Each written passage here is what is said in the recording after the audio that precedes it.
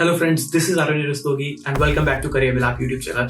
और आज की वीडियो में हम बात करने जा रहे हैं यार कि आप अगर कॉलेज स्टूडेंट हो, आपने जस्ट अपनी जर्नी अभी कॉलेज के अंदर शुरू की है, यानी आप फर्स्ट ईयर में हो, तो आपका एक आइडियल रोड मैप क्या होना चाहिए, एक आइडियल पाथ क्या होना चाहिए, आपकी एक आइडियल जर्नी क्या होनी चाहिए अगले 2-3-4 साल, जिससे आप फॉलो करो और आपको अच्छी जॉब, अच्छी प्लेसमेंट अपॉर्चुनिटीज आसानी से मिल जाए। तो यार एक एक करके हम सारे पॉइंट्स कवर करेंगे। तो सबसे पहले ये बताना चाहता हूँ, ये वीडियो किसी भी कॉलेज स्टूडेंट के लिए वैलिड है। आप चाहे BBA, BTech, BCA, BCom, BA, किसी भी एकेडमिक स्ट्रीम से हो, हम एक एक करके वो सारे पॉइंट्स करेंगे जो आप as a college students follow कर सकते हो और अपनी जर्नी को और अच्छा और बेहतर बना सकते हो, ताकि जब आपकी ग्रेजुएशन या पोस्ट ग्रेजुएशन कंप्लीट हो तो आपको अच्छी जॉब्स अपॉर्चुनिटीज आपके हाथ में मिलती रहें।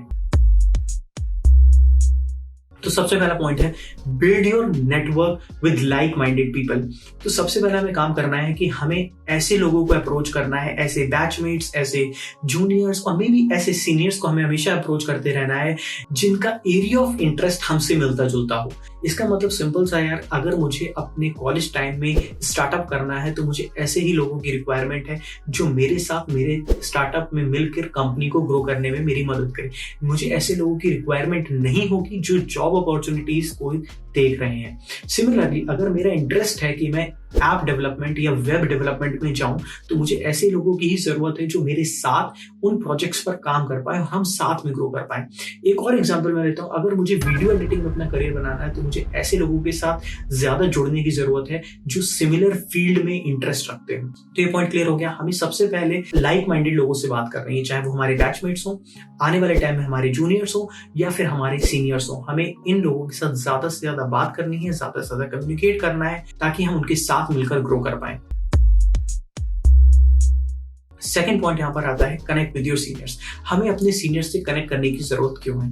तो इसका पहला पॉइंट अगर मैं डिस्कस करूं तो है कि सीनियर्स हमें गाइड करेंगे कि हमें कॉलेज में रहते हुए किन किन सोसाइटीज को ज्वाइन करना चाहिए, जहां पर हम एज अ इंडिविजुअल बहुत ज्यादा ग्रो कर पाए, बहुत ज्यादा हम पोटेंशियल अचीव कर पाए, बहुत ज्यादा हम सीख पाए। तो उसके लिए सीनियर्स बेस्ट है हमें गाइड करने के लिए। यार कॉलेज के अंदर बहुत सारी सोसाइटीज होती हैं, जैसे cultural society, tech society, dance society, music society, theatrical society.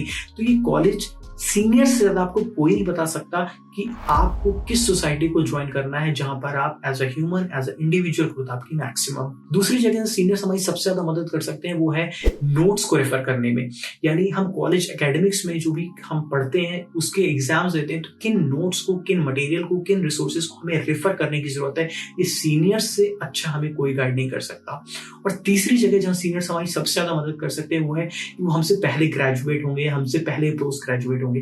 तो जिस भी कंपनी में काम कर रहे होंगे वो वहां पर हमें इंटर्नशिप्स के लिए आसानी से रेफर कर सकते हैं।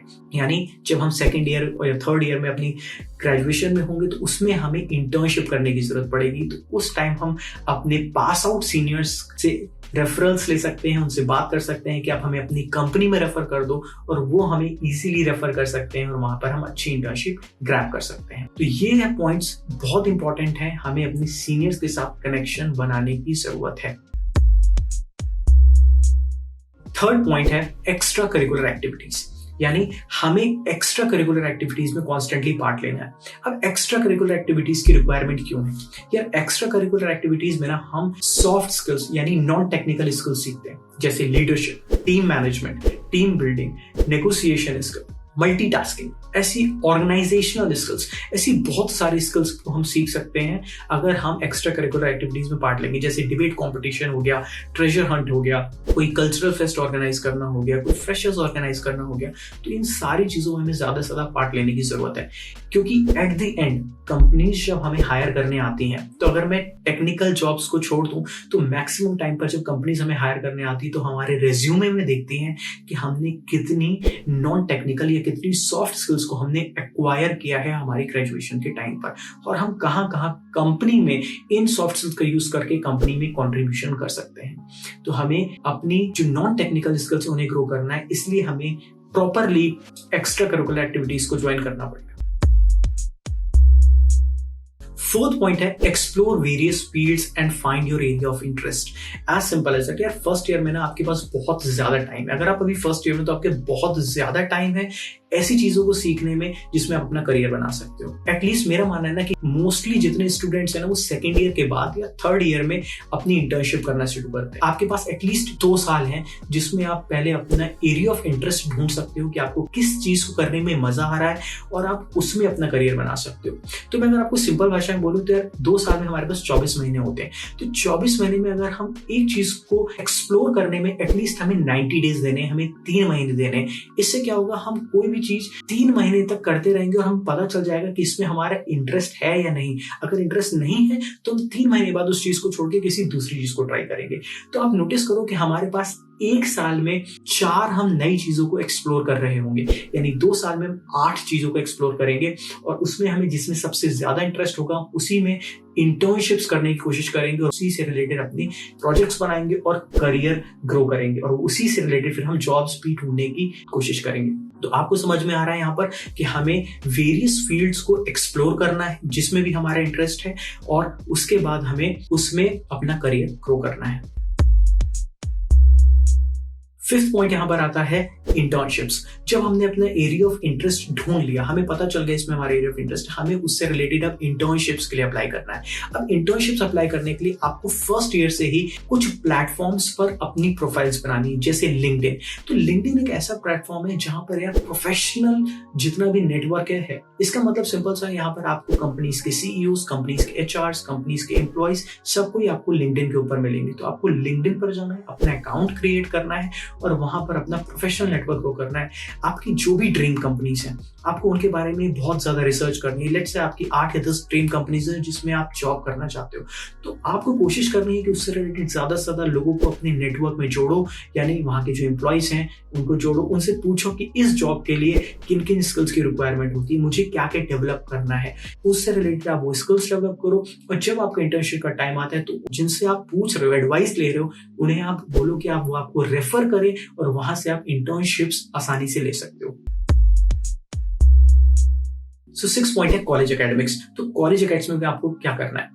तो बेसिकली जब आप फर्स्ट ईयर में होते हैं ना, तो आपको सबसे ज्यादा जीपीए परसेंटेज स्कोर करने की पॉसिबिलिटी होती है। उसका रीजन सिंपल सा है, उस समय आपके पास ज्यादा काम नहीं होता, आप पहली बार कॉलेज में आए होते हो, आपकी मोस्टली जितने भी स्टूडेंट्स हैं सबको सेम चीजें पढ़नी होती हैं, तो हम ज्यादा स्कोर कर सकते हो और आपका स्कूल से रिलेटेड कुछ कुछ सिलेबस भी रहता है, तो आप वहां पर मेजोरिटी ऑफ चीजें स्कोर कर सकते हो। अब इसका एट द एंड फर्क क्या पड़ता है, क्यों रिक्वायरमेंट है कॉलेज एकेडमिक्स की?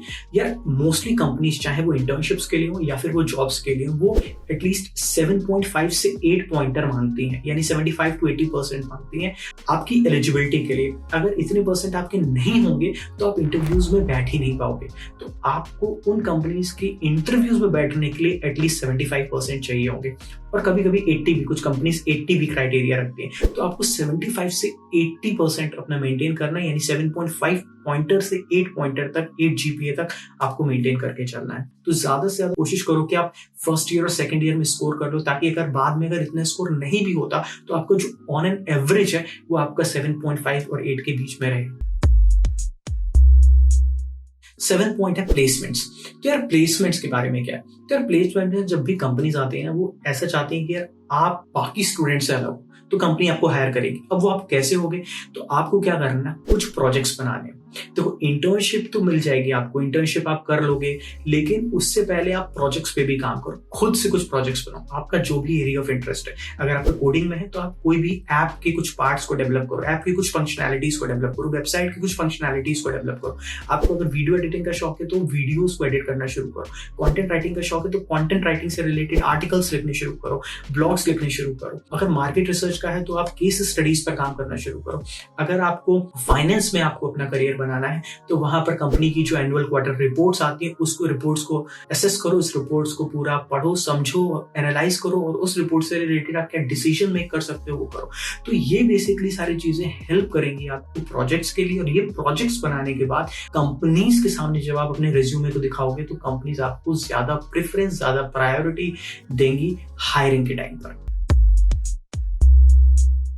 एंड लास्ट है कम्युनिकेशन स्किल्स। तो यार फर्स्ट ईयर में हो, सबसे अच्छी अपॉर्चुनिटी है आपके पास कम्युनिकेशन स्किल्स इंप्रूव करने की। अगर अभी आपकी कम्युनिकेशन स्किल्स बहुत अच्छी नहीं है तो आपको फोकस करना है कि मैं ज्यादा से ज्यादा कम्युनिकेशन स्किल्स पर काम कर सकूं। इसके लिए आपको बुक रीडिंग स्टार्ट करनी है, आपको इंग्लिश मूवीज देखनी स्टार्ट करनी है, आपको ज्यादा से ज्यादा इंग्लिश में कोई चीज सुननी है। आपको ऑडियो बुक्स होती हैं, आप आज उनको यूज कर सकते हो।